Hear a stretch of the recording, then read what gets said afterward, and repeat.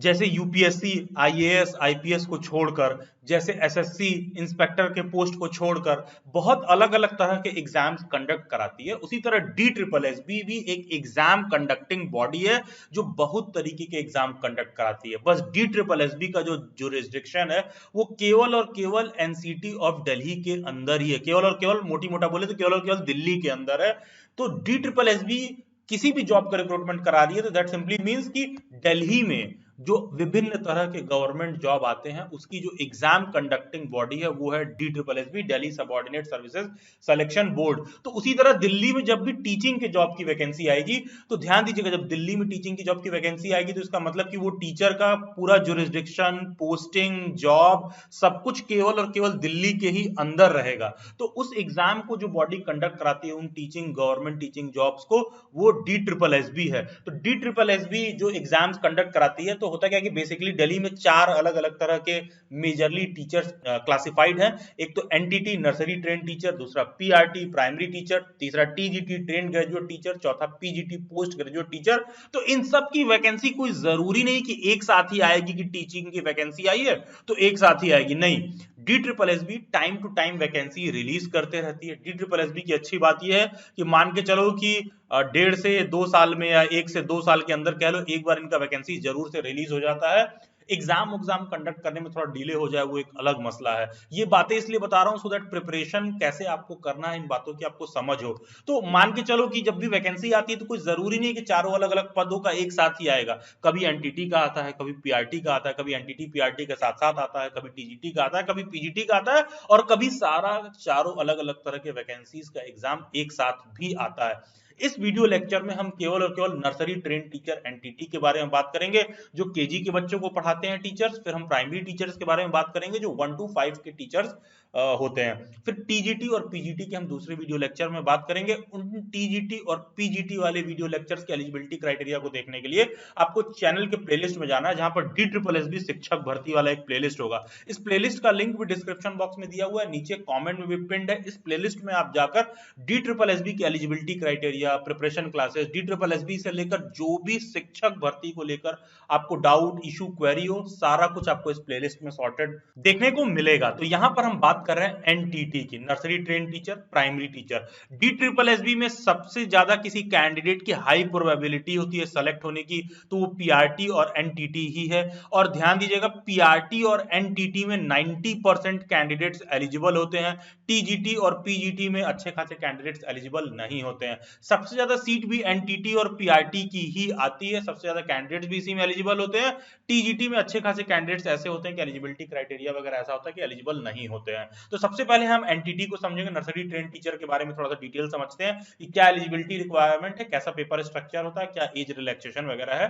तो ये देखिए, ये जो आपके स्क्रीन पर दिख रहा है ना, ये previous D triple S B के एडवर्टाइजमेंट से मैंने लिया है सो दैट हम एलिजिबिलिटी को लेकर 100% श्योर रहें। तो ये जो आपके स्क्रीन पर दिख रहा है ये मैंने डी ट्रिपल एस बी का 2022-2021 के एडवर्टाइजमेंट से लिया है, जहां पर क्लियर कट मेंशन्ड है कि एनटीटी का टीचर बनने के लिए, nursery train teacher, assistant teacher nursery class का बनने के लिए आपको क्लास 12th में, ध्यान दीजिएगा senior secondary school class 12th में जरूरी है कि आपके 45% मार्क्स हों और डिप्लोमा सर्टिफिकेट हो नर्सरी टीचर एजुकेशन में, नर्सरी टीचर एजुकेशन के फील्ड में उनकी बेसिकली सर्टिफिकेट या डिप्लोमा हो। और ध्यान दीजिएगा यहां पर नॉर्मल रेगुलर बीएड वाले एलिजिबल नहीं होते हैं। एक बीएड का कोर्स ऐसा भी होता है जो केवल और केवल नर्सरी के बच्चों के लिए बीएड की ट्रेनिंग होती है, वो कोर्स ही टोटल अलग है। नॉर्मल बीएड वाला यहां पर एलिजिबल नहीं है। जिसने बीएड नर्सरी वाला बीएड कर रखा होगा वो सारे कैंडिडेट्स ये असिस्टेंट टीचर नर्सरी वाला फॉर्म फिल कर सकते हैं। तो आपके पास क्लास 12 में 45% मार्क्स, साथ में diploma certificate nursery teacher education के फील्ड में हो, या फिर बीएड नर्सरी वाला बीएड आपने कर रखा है तो आप एलिजिबल है।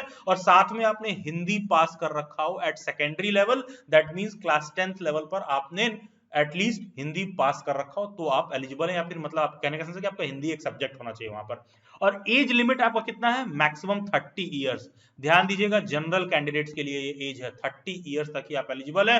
तो ये है ओवरऑल असिस्टेंट टीचर नर्सरी का एलिजिबिलिटी क्राइटेरिया। और जो भी कैंडिडेट्स ध्यान दीजिएगा दिल्ली के हैं, जिनके पास दिल्ली का निवास प्रमाण पत्र है, जिनके पास दिल्ली का रेजिडेंस सर्टिफिकेट है, जो दिल्ली के रेजिडेंट है, परमानेंट रेजिडेंट है, केवल और केवल उन्हीं के लिए रिजर्वेशन एप्लीकेबल है।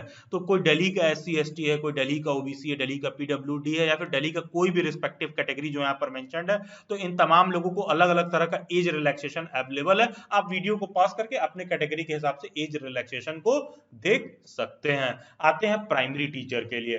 तो प्राइमरी टीचर 1 to 5 के क्लास का टीचर बनता है। तो DSSB में PRT के सीट की सबसे ज्यादा डिमांड रहती है, ठीक ठाक सीट आता है, पेपर स्ट्रक्चर थोड़ा सा सॉर्टेड होता है कंपेयर टू TGT PGT, और वैकेंसी भी रेगुलर बेसिस पर देखने के लिए मिलती है। तो PRT को लेकर कट ऑफ भी बहुत ऊपर जाता है, क्योंकि 90% कैंडिडेट्स जो बीएड वगैरह किए रहते हैं या फिर कह लो DLED वगैरह किए रहते हैं, वो सब के सब DSSB के PRT के लिए एलिजिबल होते हैं। और इसमें बहुत ज्यादा सब्जेक्ट कॉम्बिनेशन वगैरह नहीं देखना होता है, इसीलिए इसमें 90% कैंडिडेट्स एलिजिबल होते हैं।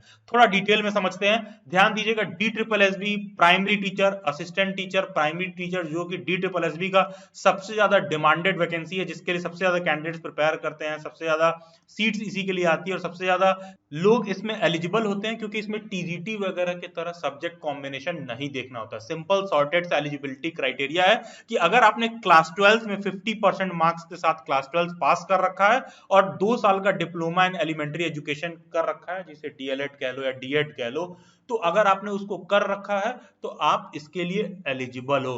कोई भी ऐसा कैंडिडेट है जिसने क्लास 12 अपना 50% मार्क्स के साथ पास कर रखा है और 4 साल वाला BLED कर रखा है, बैचलर ऑफ एलिमेंट्री एजुकेशन, तो भी आप एलिजिबल हो। ध्यान दीजिएगा, बहुत इंपॉर्टेंट पॉइंट है। कोई भी कैंडिडेट अगर स्पेशल एजुकेशन में डिप्लोमा कर रखा है, तो स्पेशल एजुकेशन वाला कैंडिडेट भी DSSB PRT का फॉर्म फिल करने के लिए एलिजिबल है। जैसा कि यहाँ पर लिखा हुआ है, सीनियर सेकेंडरी और its equivalent with at least 50% marks, class 12 में 50% मार्क्स होना चाहिए, या फिर 2 ईयर का डिप्लोमा इन एजुकेशन हो, स्पेशल एजुकेशन में हो, तो भी आप एलिजिबल हो। और मान लो कोई ऐसा कैंडिडेट है जिसका क्लास 12 में 50% मार्क्स ना हो, तो कोई भी कैंडिडेट ऐसा जिसका 50% मार्क्स नहीं है और उसने ग्रेजुएशन कर रखा है और साथ में अपना 2 ईयर का diploma in elementary education DLED वगैरह कर रखा है, तो ये कैंडिडेट्स भी एलिजिबल हैं। और हाँ, मोस्ट इंपॉर्टेंटली सीटेट का पेपर 1 पास होना जरूरी है। कोई भी कैंडिडेट ऐसा है जिसने सीटेट का पेपर 1 नहीं पास किया है, तो वो DSSB के PRT का फॉर्म फिल करने के लिए एलिजिबल नहीं है। और अभी जो हमने पीछे नर्सरी टीचर की बात की, उसमें सीटेट वाला क्राइटेरिया नहीं है, लेकिन प्राइमरी टीचर में सीटेट का पेपर 1 पास होना कंपलसरी। अगर नहीं पास हो तो आप DSSB के एग्जाम के लिए नॉट एलिजिबल हो। तो साथ में सीटेट का पेपर 1 पास होना चाहिए, और हिंदी, इंग्लिश, उर्दू, पंजाबी में से कोई एक सब्जेक्ट आपने क्लास 10th लेवल पर पढ़ रखा हो, तो आप DSSB के प्राइमरी का फॉर्म फिल करने के लिए एलिजिबल हो। क्वेश्चन उठता है कि सर क्या बीएड वाला बच्चा नहीं एलिजिबल है क्या? देखो यार, बीएड का बच्चा प्राइमरी के टीचर के लिए एलिजिबल है कि नहीं है, इस बात पर हमेशा डिबेट रहता है, कोर्ट में केस उस दुनिया भर की चीजें चल रही हैं। लेकिन एज ऑफ नाउ, जब तक मैं ये लेक्चर आपके सामने ले आ रहा हूं, तब तक सभी बीएड का बच्चा प्राइमरी के टीचर के लिए एलिजिबल है। और सभी बीएड के बच्चे प्राइमरी के टीचर का फॉर्म फिल भी करते हैं, सभी आयोग। और रिसेंटली आपने देखा होगा बिहार में भी अच्छा खासा टीचर का वैकेंसी आया है। तो सभी जगह प्राइमरी टीचर में, चाहे यूपी में टीचर का वैकेंसी आया है या दिल्ली में टीचर का वैकेंसी आया है, प्राइमरी टीचर कहीं भी है, तो बीएड वालों को भी अब एलिजिबल कर दिया गया है। दो उस पे कोर्ट में केस चल रहा है।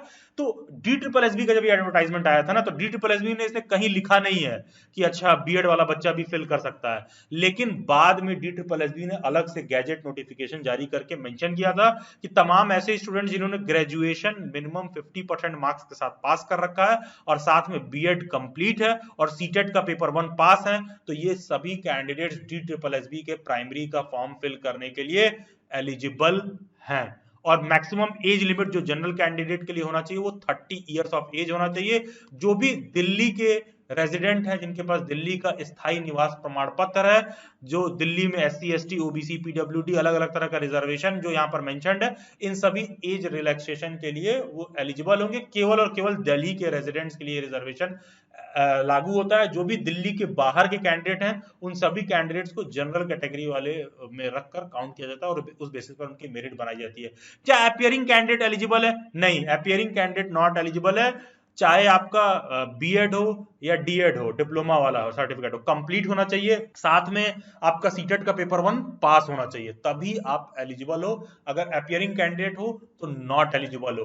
DSSB का जो पीआरटी का वैकेंसी है ना, ये थोड़ा ज्यादा इसलिए भी डिमांडेड रहता है क्योंकि सैलरी अच्छा है, पोस्टिंग का लोकेशन अच्छा है, और सिर्फ एक सिंगल स्टेज एग्जाम है। जो इस एग्जाम को पास कर लेगा वो सेलेक्ट हो गया, परमानेंट दिल्ली में गवर्नमेंट टीचर, सरकारी टीचर बन जाएगा, अच्छे खासे सैलरी पर, अच्छा खासा पोस्टिंग, अच्छा खासा जॉब स्ट्रक्चर वगैरह है। तो कोई इंटरव्यू नहीं होगा DSSB के प्राइमरी टीचर में, कोई इंटरव्यू नहीं है। डिस्क्रिप्शन बॉक्स में नीचे कमेंट में DSSB के स्टूडेंट्स के लिए व्हाट्सएप ग्रुप मेंशन होगा, जिसको आप ज्वाइन कर लेना, जहां पर जो भी DSSB के एस्पायरिंग कैंडिडेट्स हैं, DSSB को लेकर जो भी इंपॉर्टेंट अपडेट, नोटिसेस, नोट्स वगैरह हैं, वो अच्छा खासा आपको इस व्हाट्सएप ग्रुप में देखने को मिलेगा। थोड़ा सा समझ लेते हैं सिलेबस और पेपर स्ट्रक्चर क्या है, किस तरह का क्वेश्चन से एग्जाम में पूछते हैं। इन शॉर्ट सिलेबस को समझें तो ये देखिए आपके स्क्रीन पर मैंने उनके ऑफिशियल एडवर्टाइजमेंट से ले रखा है। तो सिलेबस को लेकर उन्होंने केवल और केवल इतनी ही बात मेंशन कर रखी है कि ये हमारा सिलेबस है, ये हम पेपर में पूछेंगे। इसको मैंने थोड़ा सिंप्लीफाई करके सॉर्टेड कर दिया है कि जनरल अवेयरनेस को आपको 20 क्वेश्चन देखने के लिए मिलेंगे, जनरल इंटेलिजेंस एंड रीजनिंग की 20 क्वेश्चन देखने के लिए मिलेंगे, अरिथमेटिक न्यूमेरिकल एबिलिटी के 20 क्वेश्चन, इंग्लिश लैंग्वेज के 20 क्वेश्चन, हिंदी लैंग्वेज के 20 क्वेश्चन, टोटल मिला के ये आपको 100 नंबर का 100 क्वेश्चन देखने के लिए मिलेंगे। ये हो गए 100 क्वेश्चन। फिर आपका सब्जेक्ट कंसर्न भी आएगा, 100 क्वेश्चन इसमें भी आएगा। अब सब्जेक्ट कंसर्न क्या है? नहीं, यहां पर सब्जेक्ट कंसर्न वो आपका ग्रेजुएशन वाला सब्जेक्ट कंसर्न नहीं है। यहां पर सिंपल एजुकेशनल साइकोलॉजी, जो आपने सीटेट का पेपर दिया होगा, वहां पर जो सीडीपी के सेक्शन में आपको टॉपिक देखने के लिए मिलता है, जो भी कुछ चाइल्ड साइकोलॉजी वगैरह पूछते हैं, अच्छा खासा क्वेश्चन सब्जेक्ट कंसर्न में मान के चलो कि 50-60 क्वेश्चन तुमको मिल जाएगा, जो कि चाइल्ड साइकोलॉजी से होगा। और पैडागोजी रिलेटेड सब्जेक्ट से क्वेश्चन आपको मिल जाएंगे, लाइक पैडागोजी मतलब जो भी टीचिंग पैडागोजी है, इंग्लिश लैंग्वेज, हिंदी लैंग्वेज वगैरह के कुछ पैडागोजी से देखने के लिए मिल जाते हैं। या फिर कह लो कि सब्जेक्ट कंसर्न बहुत ही वेग है, कुछ भी पूछ सकते हैं सब्जेक्ट कंसर्न में ये, लेकिन 50-60 क्वेश्चन तो मान के चलो कि एजुकेशनल साइकोलॉजी से ही रहेगा। तो टोटल मिला के ना पेपर में 200 क्वेश्चन आते हैं, और जो भी कैंडिडेट्स 130 से 135 क्वेश्चन सही कर देगा ना, एकदम सेफ जोन में होता है, श्योर शॉट वो सेलेक्ट हो जाएगा। ध्यान दीजिएगा, 2 घंटे में मात्र 120 मिनट में 200 क्वेश्चन करना होता है। 200 क्वेश्चन आपको करने, जिसमें 130 से 135 क्वेश्चन आप सही करते हो, सेलेक्ट हो जाते हो। इंटरनेट पर ना बहुत सारा देखो कि सेंसेशन देखने के लिए मिलेगा, यूट्यूब पे बहुत लोग बेवकूफ बना रहे हैं, 150 नंबर गया है, 160 नंबर गया है। अगर आपने कॉम्पिटिटिव एग्जाम दे रखा है, ध्यान दीजिएगा, वो जनरलाइज्ड मार्क्स है। जनरलाइज्ड मार्क्स क्या होता है, इस पे कभी और चर्चा करेंगे, लेकिन वहां पर जो 150-160 नंबर मेंशन है ना, वो जनरलाइज्ड कट ऑफ का मार्क्स है।